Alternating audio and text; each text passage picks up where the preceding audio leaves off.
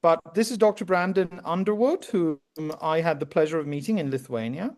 And he's a scholar of ancient and medieval Daoist alchemy, which is what he's going to be speaking to us today.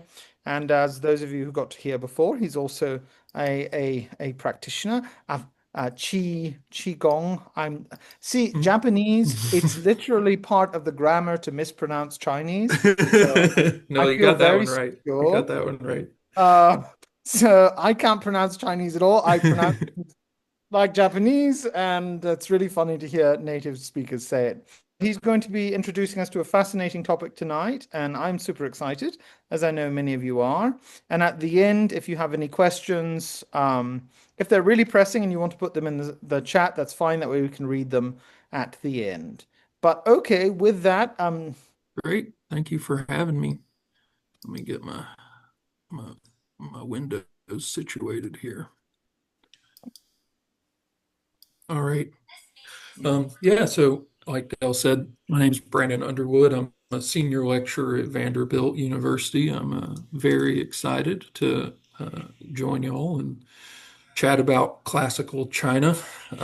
So when Dell and I were first talking about this in Lithuania, had there are a lot of different directions that we could go, and it's a very big topic, and I wanted to kind of focus in a little bit and try to give you a kind of more detailed glimpse of one aspect of these practices as opposed to giving you more of a survey. So my goal tonight is to illustrate the way that Waidan, and we'll talk about that term in a minute, as a spiritual practice is organized by classical Chinese cosmological concepts. So essentially what I want to do is, well, one, when you get into later medieval versions of these kinds of practices, there's a bit more of an explicit cosmological connection in terms of the way that they justify the processes um, within kind of their system.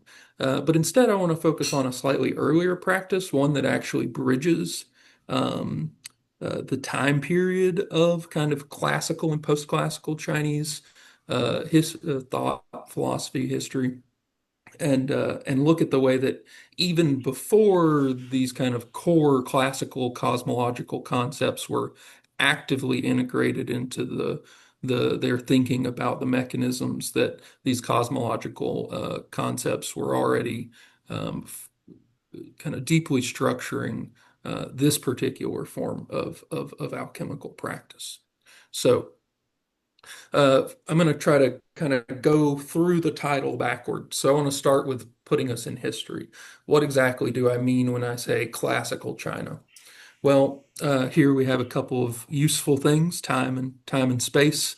So really, when we're talking about classical China, we mean the Zhou dynasty, the Qin dynasty, which I haven't included on here because it's quite short, and the Han dynasty and stretching from about 1050 BCE up until the fall of the Han Dynasty in 220 CE. And here you have several the different time periods all melded into one map. And in particular, the area that we're going to be talking about is in green, the section labeled Chu, and in particular, the southernmost portions and those portions that are highlighted in the thicker pink band, um, labeled Qin Dynasty. It's kind of down in this coastal region, what is now modern day Jiangsu, and also even further south that are the kind of the hotbed of the creation, the revelation of Huaidon and the what's called the Tai Ching revelations of early Taoism. So, this is a classical China itself is a very kind of broad period unto itself. So when we talk about classical Chinese cosmology, I think it's going to be useful to kind of give you the sense of exactly how long it takes for all of these things to coalesce together. And some of the things that we're going to talk about date back even to prior to the Zhou dynasty. But in particular, the end of the spring and autumn period is the time of Confucius, and the Warring States period is a time of not only great political kind of disintegration, but it's also sometimes called the period of 100 schools of thought because of the loss of centralized Zhou power. Um, the various vassal states kind of take prominence, and in as the political dimensions of the state kind of disintegrate, you get an explosion of different types of thought and different types of practices. And then it's over the course of the Qin and Han dynasties, starting in 221 BCE, that you get this kind of syncretic movement back toward a unified whole. And then at the end of the Han Dynasty, which is really kind of where we're going to hang out tonight, you start to get this next dispersion, this next diaspora of peoples as the Han Dynasty falls apart, and there's a lot of migration and mixing and things like this. So, so much for classical China. What do I mean by cosmology? Well, this is a word I think that we're all familiar with. But I want to kind of use it in a particular way, or maybe in a few particular ways. I want to try to expand our hermeneutics of the term to help us see really, I think, in a more of a clear sense what's going on. So when we talk about cosmos, we typically mean the world or the universe or creation or something like this.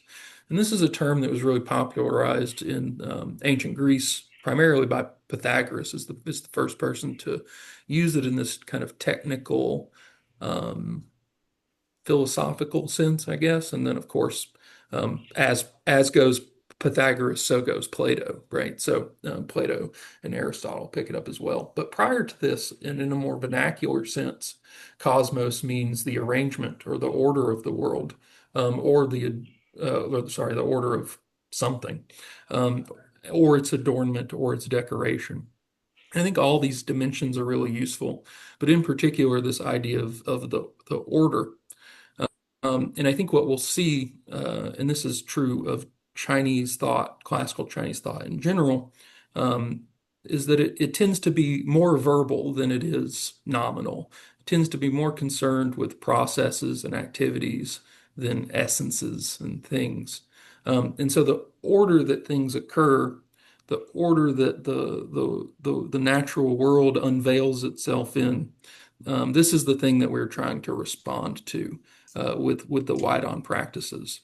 And also adornment or decoration in the sense of there's and I think this is the first important idea to take away when trying to understand wide-on alchemy, um, as opposed to kind of traditional vernacular understandings of Western alchemical practices, which is that it's really about a kind of uh, cosmological internalization. You want to take the macrocosmic patterns and order and adornments of the world and emulate them inside of you in some way.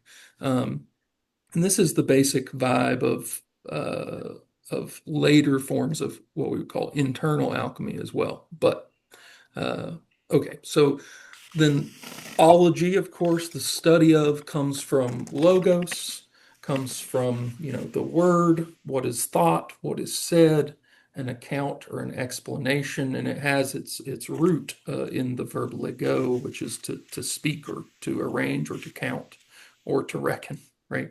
A lot of different options.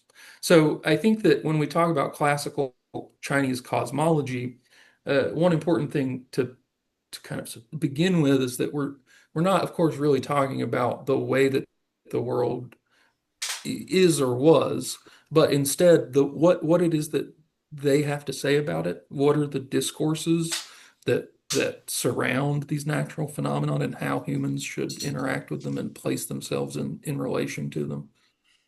And then in a very literal sense, how counting um, that arrangement is one of the major technologies that underlies this whole process. And then, reckon is a nice Southern word. It means a bunch of things, but I reckon that the most important thing is reckoning in that sense that I just used it, which is how do I understand something? How do I come to terms with it? How do I reckon with this thing, right? And so, even though it is also reckoning in the sense of counting, or taking account of paying close attention to the arrangement of the world, it's also how do I come to terms with it, right? So, again, this kind of prime you to think about this in kind of macro and microcosmic terms. Uh, okay, so then a couple of different types of alchemy. The first one is Nadon, and this is a later form. It emerges with the Shangqing revelations in the Western Jin period, which is kind of the period of reunification, semi-reunification, after the dissolution of the Han Dynasty in 220. Um, and there was a series of different Taoist revelations during these couple of centuries, and the Shangqing kind of ends up on top. By the time we get to the Tang Dynasty in 700, it has become the predominant form of Taoist practice, especially of courtly life.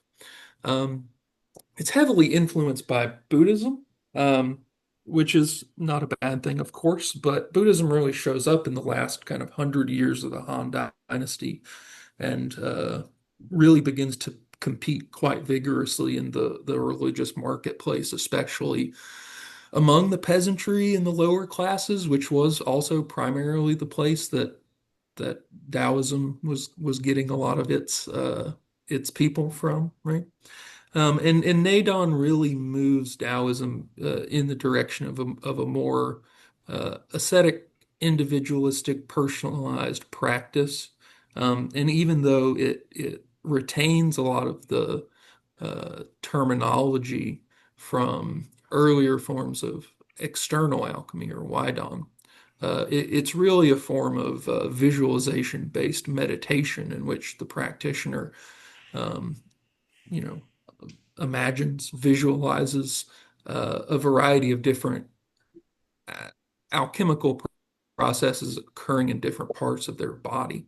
So again, it shares this internal, external, macrocosm, microcosm sort of inclination.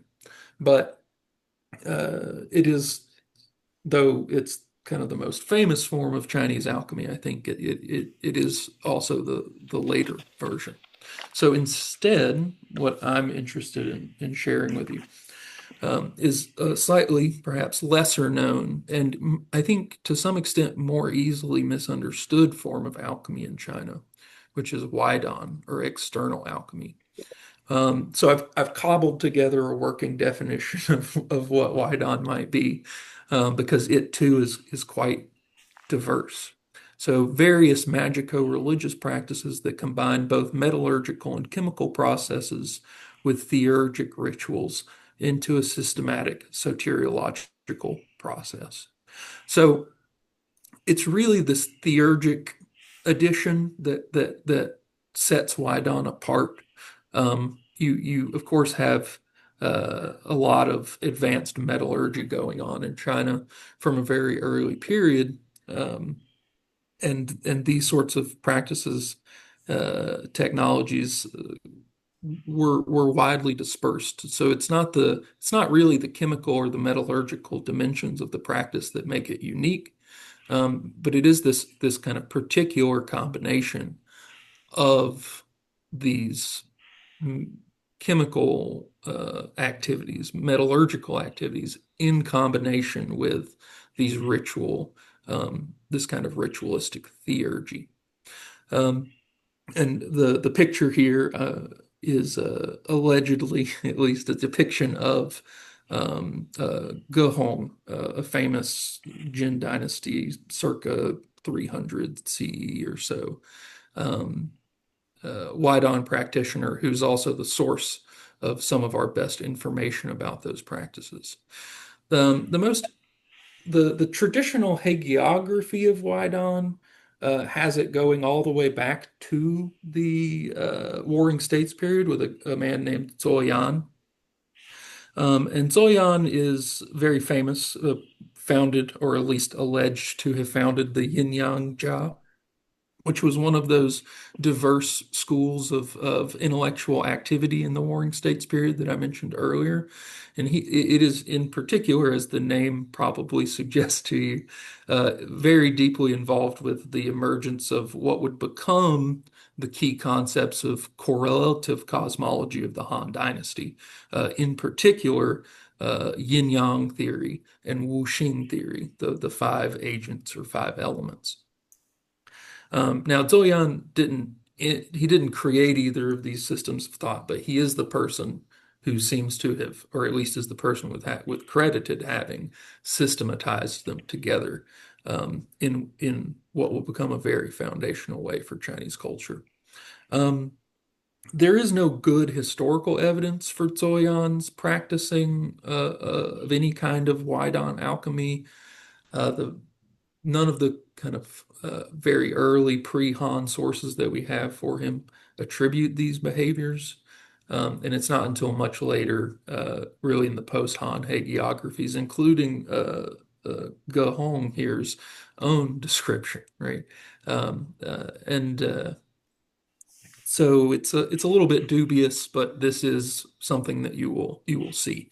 And again, these concepts, the yin and yang and wuxing, which we'll talk about in more detail in a minute, are very, very important for Wydon. It just doesn't seem like it had quite come around yet. Um, the there's another issue, which is that the Huaidon and Taijing is a particular form of Taoism that engages with these alchemical technologies. It is comes up in an intellectual milieu of a group that is pretty shadowy. The masters of recipes or the feng-shui, who we'll get to in a minute as well. But these are some of the main kind of things that we're going to be talking about vis-a-vis Huaidon. Um, uh, Cosmologically speaking. Now, Huaidon itself is externally very similar to what we would think of as kind of traditional Western alchemy, making gold. This was something that they attempted to do, but and claimed in some instances to be able to do, but there doesn't seem to have been the primary impetus, especially not among these kind of more religiously leaning practitioners that become associated with the Taijing corpus later on. Um, okay, I think that's enough. So let's start with some concepts finally. The first and most important concept that we have is qi, and this is probably one that we are all familiar with. Um, I have a whole bunch of words over here, none of which are super, super great. Uh, effluvium is my favorite just for its how fun it is to say. Noumena can be a little misleading because of its Greek associations, Greek philosophical associations. But uh, what is chi? Chi is the most basic stuff. It is sometimes referred to as material energy, whatever that is. It is the most rarefied form of thing that there is. I have this picture of a steaming bowl of rice because that is basically the etymology of the modern uh, Fanzitze or traditional character, which you see here up on the left, which is on the top part steam or really originally clouds, and the character for some sort of grain underneath. The etymology of this character, the kind of paleographic trajectory of it throughout the history of Chinese is extremely interesting. Not super, I guess, pertinent, but I want to share it with you just because it's a fact worth knowing, which is that this version of the character that we see here on the left, along with the versions on the bottom row, emerge in the Han Dynasty, or excuse me, in the Warring States period, originally meaning something like to feed someone, but it quickly became a phonetic loan word for this very kind of philosophical slash cosmological slash metaphysical, although that might be kind of a problematic use of the term, but metaphysical kind of philosophical concept. Originally, the top two rows are the earliest depictions, going all the way back to the Jago one, and say around 1500 BCE or so. Is a depiction of clouds originally, kind of long drawn out clouds in the sky, and it gets stylized over time, and then this grain radical is added to it. Um, the most interesting thing about it is that, unlike most other Chinese characters, when it was reduced to the simplified version, the Jintitsa, in the whatever 60s or 70s, um, it was one of the few characters that actually moved back to look almost exactly like its ancient form. It looks much more similar to 1D, 1E, or 1F here in the middle than it does to its traditional version. So again, just kind of an interesting etymological footnote for you.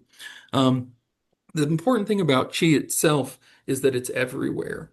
It's out in the world and it's inside of you. And your body is essentially a machine made to process chi. You get it from the air you breathe, the food you eat, the practices you engage in, all these sorts of things.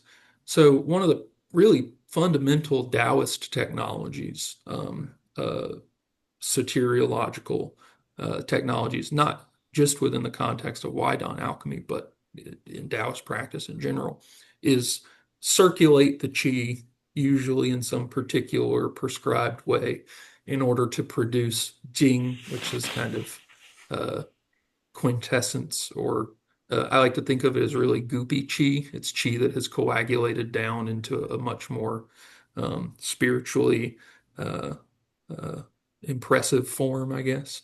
And that once you obtain that jing inside of you, you get some sort of miraculous benefit, whether it's long life or immortality or, gold wings or invisibility, what have you, right?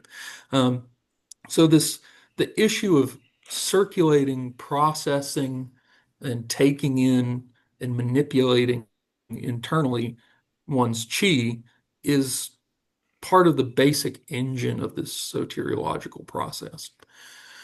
And this concept of chi goes as far back as we have writing in China, right? So again, a very originary cosmological concept that in the absence of we just wouldn't have we wouldn't have Huaidon as we have it, right? Another important thing about qi, I think that we maybe uh, don't always think about from a kind of vernacular Western perspective, is that qi is highly modular. By that I mean you see it ascribed all sorts of descriptions. Um, it can Chi can be hot, chi can be cold or wet or dry or happy or sad or westernly or a whole variety of different attributes chi can take on. And so it's really this kind of generic substrata of the world that we're constantly interacting with and trying to manipulate to our benefit. Um, and then probably the most famous and probably also most important way of categorizing chi and just about anything else are these two characters, yin and yang. Also something you probably are familiar with in passing. Um, but a couple of things. So first, I think one of the ways that people tend to think about yin and yang is more as um, maybe things in themselves, right? Like the yin is some sort of stuff. There's like this yin something. Um, and it's really, I like to think of it more as modes, ways of being in the world, ways of behaving, and in particular, how you react to things. But the etymology of the character is pretty telling. The left portion of both characters is a hill or a series of hillocks. Um, and the original image then is either the sunny or the shady parts of the hill or the mountain or whatever, right? And this is useful for a couple of reasons. One is that, like, what is now yang will become yin later. What is yin now will become yang later.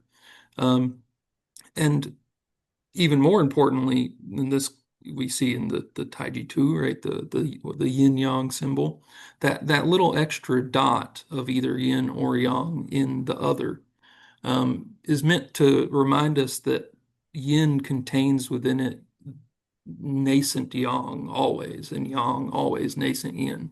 They're a co-constitutive pair or polarity. They are not opposites in an Aristotelian sense, in which the presence of one precludes the presence of the other, but instead the presence of one necessitates the presence of the other. And so I think, all these different associations, softness, moistness, etc., hardness, dryness, etc., that you, in general, yin and yang are the polarity of all that underlies or characterizes or can be used to characterize all of these other kind of more specific and situational um, polarities. And so, of course, we see yin qi and we see yang qi, um, not just in the alchemical tradition, but in traditional Chinese medical contexts, uh, meteorological contexts, etc. Right? So, yin qi, yang qi. You want to get the yang qi for the most part. Um, and one of the ways that we can do this is through ingesting or imbibing or otherwise putting ourselves in contact with a variety of different natural substances, all of which contain some degree of yin or yang within them, right? So again, there's this external or external or macrocosmic order that we're then interacting with in order to appropriately align our inner order in a way that not only puts us in line with Tao, but practically speaking, extends our life or perhaps allows us to um, become a new type of being. There are several different types of beings that we'll mention in a bit that you might become as a result of this process. So, um, Qi, yin and yang. The next, I think, core concept that we see that I've already mentioned, but elaborate a bit, is wuxing, the five agents. It's sometimes translated as five elements, but again, I think that word element for the kind of standard Western audience is a bit too nominal to be useful. Xing itself it really indicates behavior or activity. Etymologically, it's originally a crossroads. Um, and in the broader kind of intellectual context of early China, especially in the context of Confucianism, Xing almost always means behavior, and not just behavior, but good behavior, morally upright behavior. In the Taoist context, though, uh, we still have less so the moralizing, but definitely the verbal sense, where Xing is um, our it's movement, it's behavior, it's practice.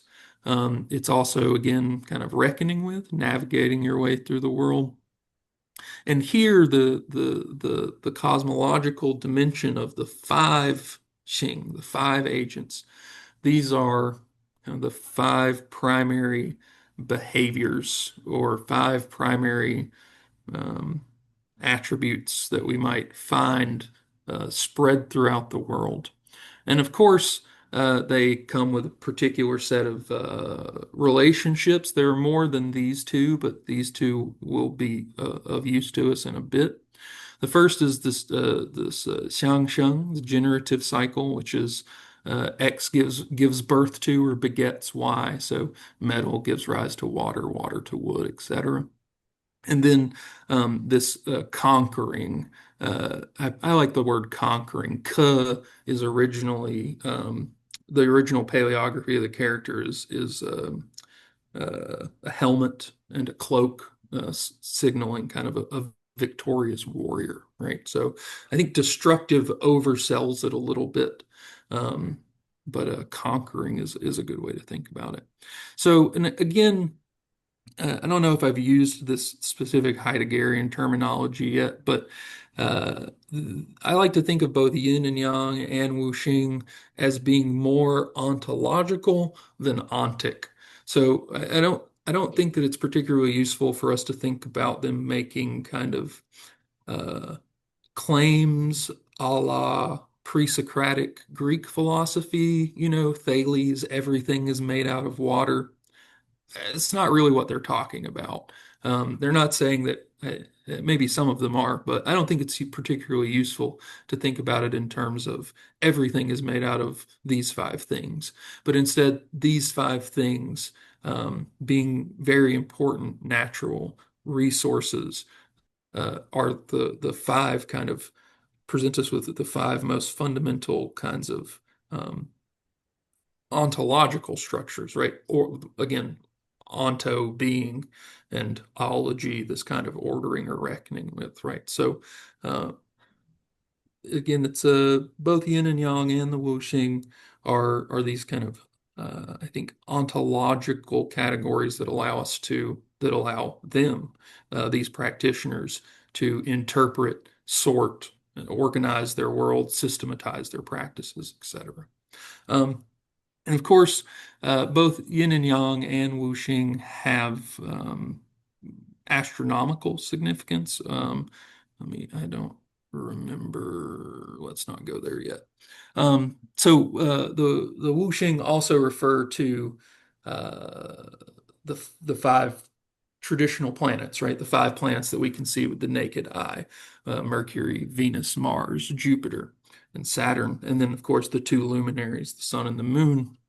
The yang, of course, being associated with the sun and yin with the moon, and then the various planets associated with different, Mars is fire because it's red, Jupiter is wood because it's the biggest, I guess, et cetera, et cetera, right? So again, I mentioned earlier that this wide-on alchemical practice really emerges out of a distinct cosmological framework that is the result of centuries of Chinese reckoning with the world, right?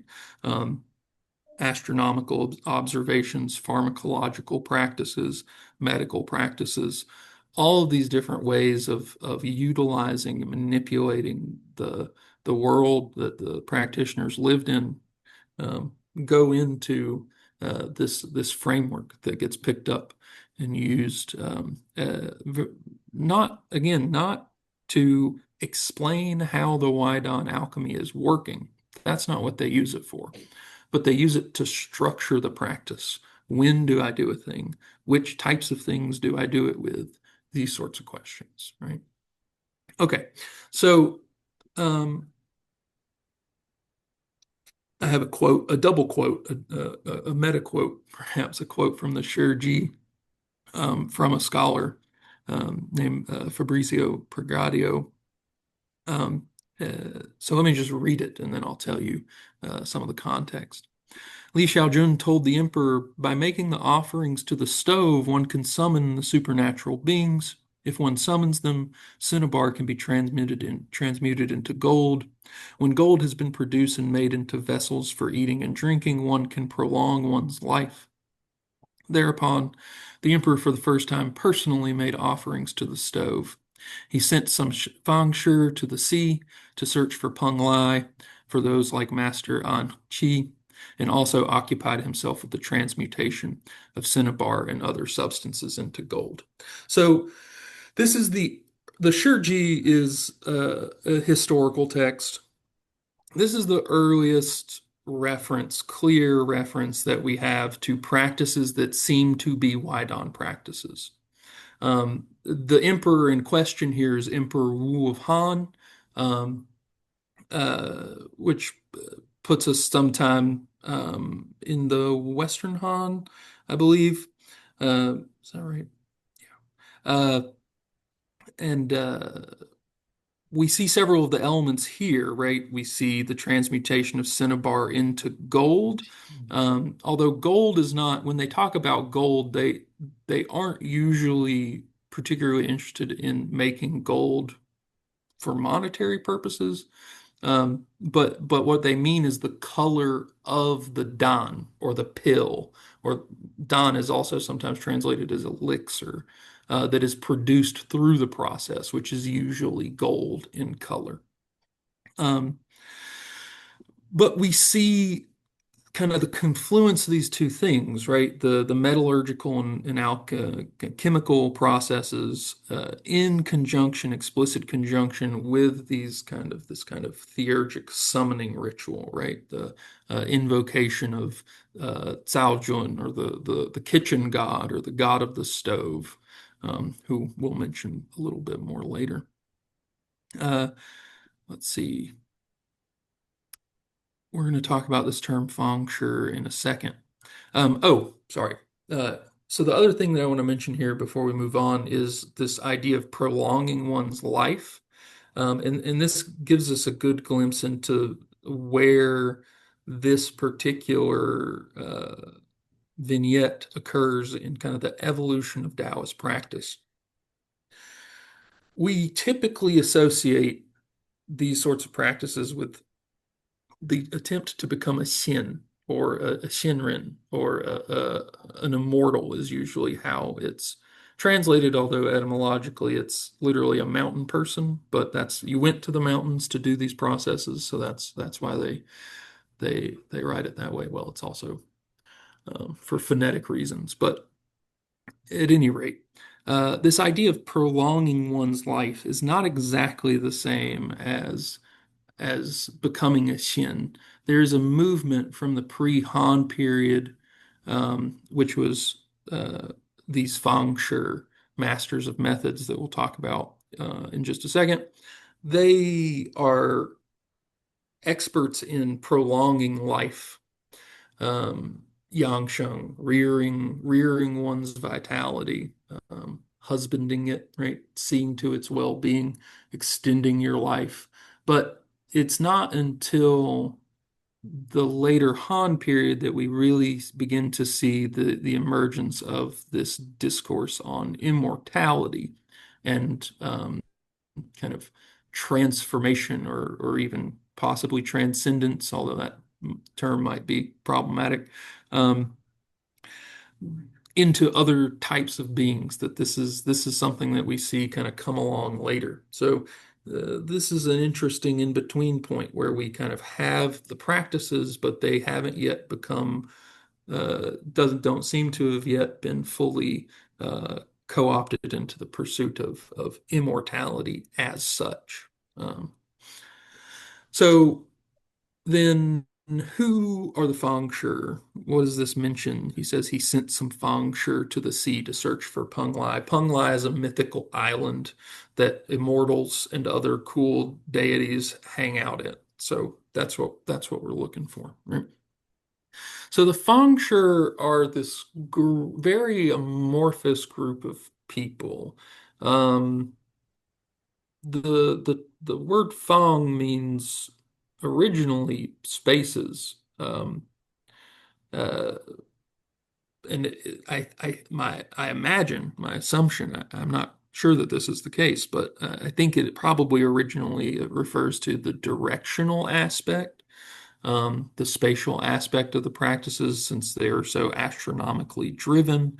And also, the cardinal directions were very important for particularly good or bad types of qi, or feng winds, which carry the qi. Um, but it sure is just a social class from the Zhou period. It basically means scholar by the time we get to the Han Dynasty. So the Fang Shui are first highly educated, literate aristocrats, essentially. But they're engaged in these magical, non-normative religious practices that lie kind of outside the bounds of the state cult. Um, that the Confucians kind of attend to. Um, they're associated with a wide variety of things, as we see here: numerology, astronomy, astrology, calendrical computation, divination, etc. Right, all sorts of things, uh, and they get sucked up into Taoism at some point at the end of the Han Dynasty. Um, it it might be worth for me to take a second to talk a little bit more about Taoism in general, um, because I don't think that it might not be clear exactly what we're talking about. So one of the things about Taoism is that it doesn't really exist until the second half of the Han Dynasty, kind of. What I mean by that is that the concept of Daojia is a Han Dynasty bibliographic category that's made up in order to categorize this huge trove of ancient texts that the Han state has, come into possession of. Um, and they are certainly interested in Tao, the Tao Te Ching, the Zhuangzi, the Huainanzi, some others, right? They all share this kind of category. They all share some major themes. There's um, at least some cross-pollination, depending on which text you're talking about. But whoever it was that authored the Zhuangzi would not have self-identified as Taoist in a straightforward way. This was not a cohesive group until 143 CE. In the Western Han Dynasty, we have the first set of Tianshi Tao revelations, or the way of the heavenly masters. It's founded by a guy named Zhang Daoling. Um, uh, well, he founds a group called something else that becomes the Celestial Masters. Um, but so when we talk about the Fang Shui getting kind of sucked up into Taoism, that gives the impression that Taoism already existed and that they let the Fang Shui in the door. But it's really more that Taoism, as a self-identifying group of religious practitioners, um, precipitate out of a solution of which the feng shui are a major component, if that makes sense. So for example, Zhang Daoling is at least hagiographically thought to have been involved in a variety of these sorts of practices. He was a healer. He is known to have used talismans, which we'll talk about in a bit as well, to heal the sick and the poisoned. So, at any rate, um, these are the feng shui. So, the best now to move to actually talk about Taijing alchemy itself for a bit. Um, we have some of the texts, but our best glimpse into the practices actually come from after the Han Dynasty, from a text called the Baopuzi, or the Master Who Embraces Simplicity. This is a reference to a passage from the Tao Te Ching, actually. And it's a summa of magico-religious practice